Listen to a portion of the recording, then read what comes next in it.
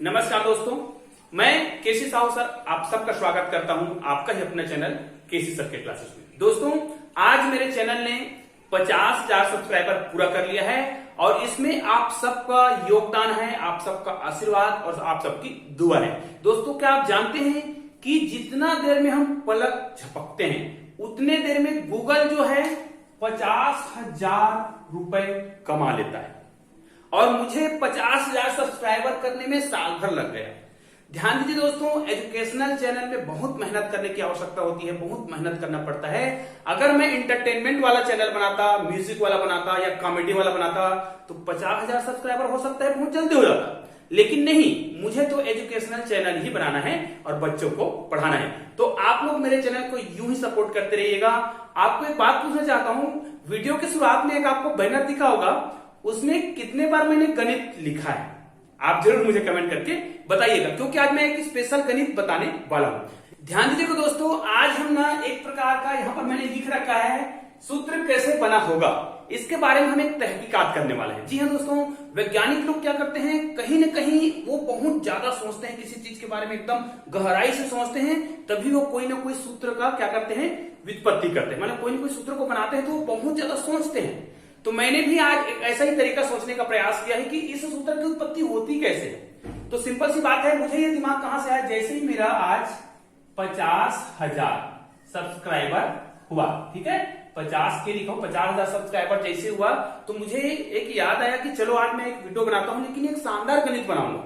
हाँ, इसमें से हो सकता है कई लोग ये बोले कि अरे क्या जबरदस्ती बता रहा है। याद रखिए, आपको कुछ अलग सोचना पड़ेगा और बच्चे को कुछ इस प्रकार के चीजों के बारे में भी जानकारी होनी चाहिए। तो इस वीडियो को आप पूरा देखोगे ना तो मजा आएगा, ऐसा नहीं कि अरे तो सिंपल सा चीज बता रहा है। तो आइए आज की वीडियो को हम प्रारंभ करते हैं।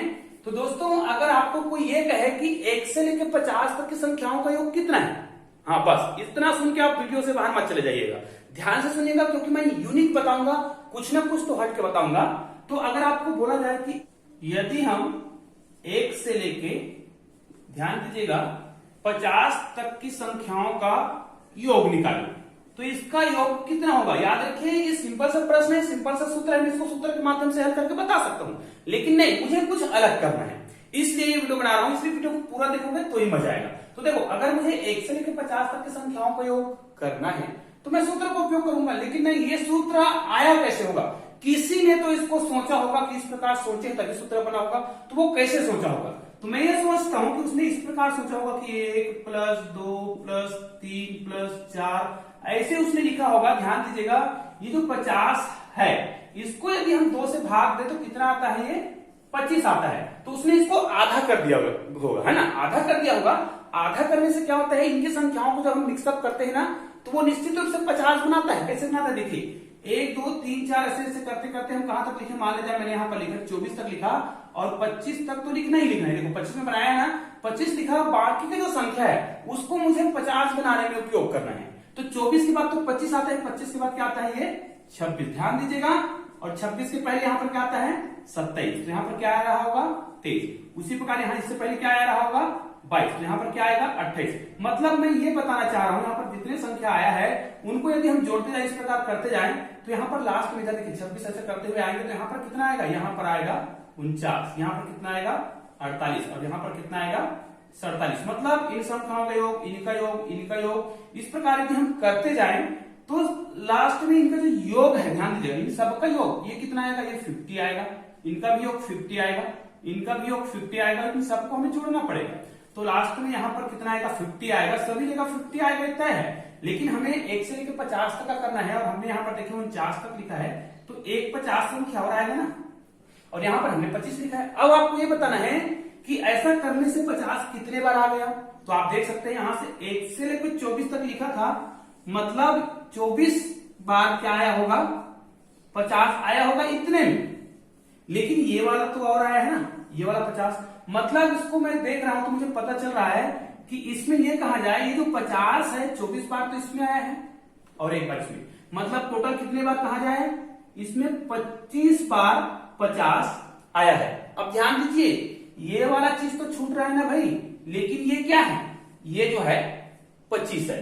अब यहां पर एक और चीज आपको बता दूं, अगर यहां पर हम कोई संख्या लिखते हैं 3 × 4 लिखते हैं या फिर 4 × 3 लिखते हैं। इसका मतलब क्या है, दोनों का मतलब आंसर तो एक ही आता है। इसका मतलब ये कहा जाए कि 3 जो है 4 बार आया है, या फिर हम ये भी कह सकते हैं कि 4 जो है 3 बार आया है। दोनों का मतलब एक ही है। यहां पर देखिए, इसको हम देखते हैं तो समझ आ रहा है कि 25 जो है, या फिर ये कहा जाए 50 बार आया है, या फिर 50 जो है कितने बार आया है, 25 बार आया है, क्योंकि इसको बार बार जोड़ने से कितना आता है, इसका आंसर आता है। तो यहाँ पर देखिए 25 एक बार और आया है, और यहाँ पर देखिए 25 जो है कितने बार आया है, 50 बार तो इसमें आया है, और एक बार इसको जोड़ दे तो कितने बार आया है, 51 बार। मतलब इसको मैं 25 गुणित 51 लिख दूं, और इसका जब मैं गुना करूं यही उसका क्या होगा, आंसर होगा। लेकिन मुझे सूत्र बनाना सीखना है ना।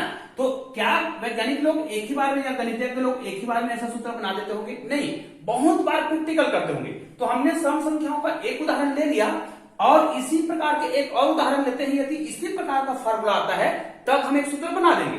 तो आइए इसको मैं यहां पर पहले लिख लेता हूं। अभी हमारा आंसर है 25 गुणित 51, ठीक है। ये सम संख्या के लिए आया है भाई। जैसे हमने संख्या लिया वो क्या था, लास्ट तक था वो सम था। अब ऐसे ही एक और संख्या ले लेते हैं, उसके बाद मैं इसका सूत्र बना के बताता हूं। तो मान ले जाए हम कोई और संख्या लेते हैं जो छोटा है। मान ले जाए 1 से लेके हम कहां तक लेते हैं, 8 तक की संख्याओं को लेते हैं, और इन्हीं में भी हम इस प्रकार के फार्मूला का उपयोग करते हैं। तो हमने आपको बताया था, इसको यदि हम 2 से भाग दें, है ना, तो कितना आता है, 4। तो यहां तक आप क्या करेंगे, आपको 8 बनाने की प्रक्रिया लागू करना है। तो आप क्या करेंगे, 1 + 2 + 3 ऐसा लिखेंगे, और 4 को यहाँ पे अलग लिखे थे जैसे हमने उसमें किया था, ठीक है। क्योंकि सम संख्या है, ये 50 की, इस वाले में हमने 50 लिया था, 50 संख्या, तो भी सम संख्या था लास्ट तक। ये भी क्या है, 8 है, मतलब सम संख्या। तो यहाँ पर क्या करेंगे, हमने क्या लिखा, 4 तक तो लिखा, और हमको हर बार क्या लाना है, 8 लाना है। उसमें क्या लाए थे, 50 लाए थे। तो यहाँ पर क्या करेंगे, 4 के बाद क्या आता है, 5, उसके बाद 6, उसके बाद 7, और एक संख्या आता है 8। फिर इनको आप जोड़ेंगे ना, तो यहाँ पर भी 8 आएगा, यहाँ पर 8 आएगा, यहाँ पर 8 आएगा, सभी में 8 आएगा।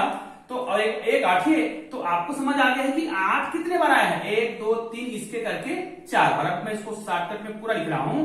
अब यहां पर आप देख लीजिएगा, ये वैसे ही है जैसे हम ये कहें कि 4 जो है 8 बार आया है, क्योंकि जोड़ना कोई क्या, बार बार जोड़ने को ही क्या बोलते हैं, गुना। या फिर ये कहा जाए 8 जो है 4 बार आया, ठीक है। तो इसका मतलब ये है, यहां पर आप देखिए 4 एक बार हमारा छूट जा रहा है, ये 4 छूट जा रहा है एक बार। तो यहां पर मैं क्या करूंगा, या तो हम ये कहेंगे कि 4 जो है इसको देखेंगे, इसको मिलाएंगे, तो 4 टोटल कितने बार आ गया, 8 बार तो इसमें आया है, और एक बार ये, तो कुल मिला के 4 जो है कितने बार आया है, हम ये कहेंगे कि 9 बार आया है। तो यहां पर हम क्या करेंगे, 4 गुणित 9 करेंगे, ये इसका आंसर होगा, ठीक है। लेकिन अभी हमें आंसर नहीं बनाना है, ठीक है। तो ये ऐसा करेंगे तो हमें टाइम लगेगा। तो वैज्ञानिकों ने इन्हीं के आधार पर फिर सूत्र बनाया होगा, है ना, गणितज्ञों ने इसी के आधार पर तो सूत्र बनाया होगा ना। तो दूसरा वाला हमारा क्या आया, यहां पर देखिए ये आया 4 गुणित 9, ठीक है। अब इसी से हमें सूत्र बनाना है।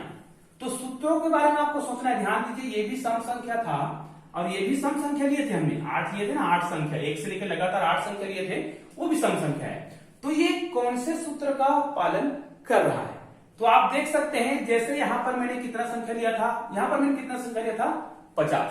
तो इसमें क्या किया गया है, ध्यान दीजिएगा, इसमें एक तो संख्या लिया गया है n, और n+1। कैसे, देखो मैंने संख्या लिया था 50, तो 50 में 1 जोड़ा गया था, ठीक है, और इसी को ध्यान दीजिए, इसी को भाग दिया गया था 2 से। तो क्या ऐसा ही इसमें किया गया था, तो इसमें आंसर कितना आया था, देखो 50 को आपने 2 से भाग दिया तो कितना आया, 25 आया था, और इसका आंसर आया था 51। तो ये देखिए आपका आंसर आ गया है, ठीक है। ये देखिए, मतलब ये सूत्र हम बना सकते हैं, लेकिन यहां पर देखिए इसको बटे 2 करना पड़ेगा, ठीक है। ये वाला हो गया।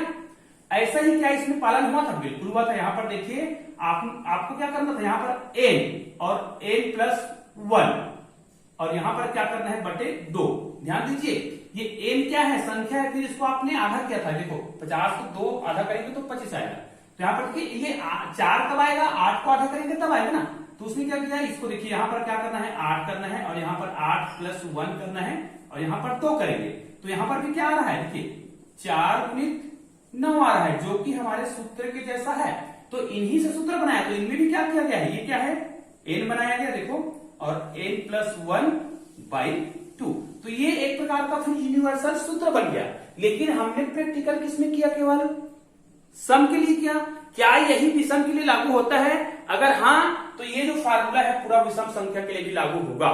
है ना, एक से लेके जो संख्या लेंगे वो विषम संख्या में है तब। तो आइए विषम संख्या का भी हम एक प्रैक्टिकल कर लेते हैं, उसके बाद इसको बताते हैं कि ये फार्मूला जो है विषम संख्या में काम करेगा कि नहीं करेगा। ठीक है, अब इसको समझने के लिए ना हम एक छोटा सा उदाहरण लेते हैं। जैसे हम 1 से लेके, ध्यान दीजिएगा, 1 से लेके मैं 9 तक की संख्याओं को लेता हूं, इतने से हमारा क्या हो जाएगा, सूत्र जो है बन जाएगा। अब देखिए ये विषम संख्या है, तो विषम संख्या को आप 2 से भाग देंगे ना, तो कितना आएगा, 2 चौक 8, 2 पंचे 10। यहां पर कितना आ रहा है, 4.5 आ रहा है, तो आपको 4 तक लेना है। ध्यान दीजिएगा, ये केवल एक ट्रिक है। तो यहां देखिए 1 + 2 + 3 + 4। अब मुझे हर बार योग कितना लाना है, जितना संख्या दिया रहता है उतना। ये एक प्रकार का ट्रिक है भाई, है, किसी गणित के बुक में ऐसा नहीं मिलेगा। जैसे 9 है, अब देखिए मैंने 1 से लेकर लगातार 4 संख्या तो लिख लिया। अब 4 के बाद क्या आएगा, 5, तो 5 को जैसे उसके ऊपर नीचे लिखे, उसके बाद यहाँ पर आएगा 6, उसके बाद 7 और उसके बाद 8, और एक संख्या और बच गया, वो क्या है, 9। तो आप देख सकते हैं 1 से लेके मैंने 9 तक की संख्या लिखा है, लेकिन इसको अलग। लेकिन उसमें क्या होता था, सम संख्या वाला में यहाँ पर हम कोई संख्या लिख लेते थे, है ना।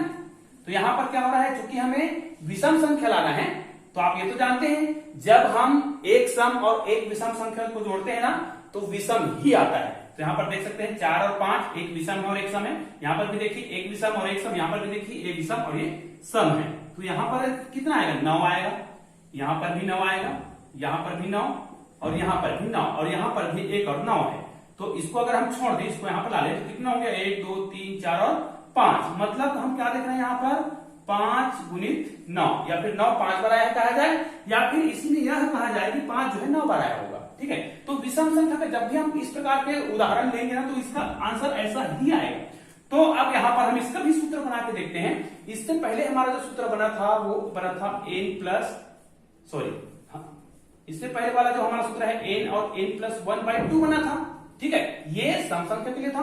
अब विषम संख्या के लिए हम बनाना चाहते हैं यहाँ पर, ठीक है, तो हमने संख्या लिया था वो 9 था, संख्या तो 9 ही लिए थे।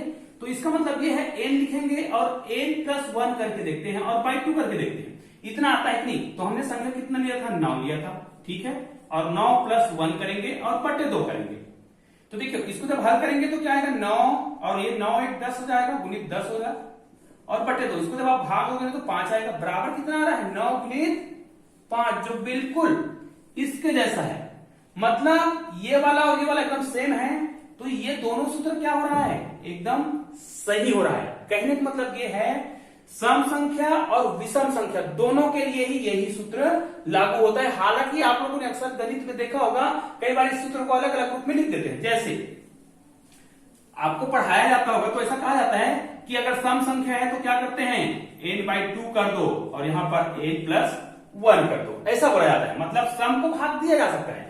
और यदि देखो ये सम के लिए ही कहा जाए, लेकिन दोनों सूत्र एक ही है भाई। अब ये विषम के लिए अगर आपको अलग से सूत्र दिया जाता है, वो तो विषम वाला है तो n+1 करा जाता है, फिर 2 करा जाता है, उसके बाद n करा जाता है। तो मतलब तो एक ही है, विषम संख्या भाग में जा रहा है 2 से, तो हम 2 को 1 जोड़ने के बाद भाग दे रहे हैं। तो ये देखिए ये दोनों सूत्र एक ही है, इसमें /2 को इसके नीचे ला लेगा और इसमें इसके नीचे ला लेगा, जो भाग जाएगा उसका लाएगा। मतलब अगर सम है, जैसे 50 वाला था तो 50/2 करा, फिर यहाँ पर क्या करा, 50+1 करा, इसमें किया। और इसमें क्या किया गया था, इसमें सिंपल सी बात है, हमने क्या किया था, 9 और 9+1, तो हमने बटे को इसके नीचे लिखा, लेकिन हमने पूरे के बटे लिख दिया था।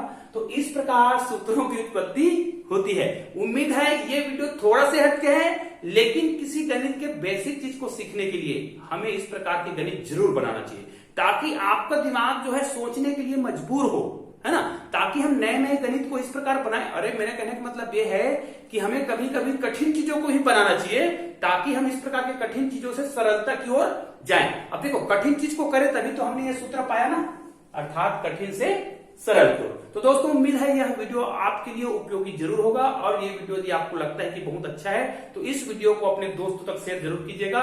और हाँ, यदि वीडियो पसंद आया है तो एक लाइक जरूर कर दीजिएगा। तो दोस्तों मिलते हैं ऐसे ही बेहतरीन वीडियो के साथ, तब तक के लिए जय हिंद जय भारत।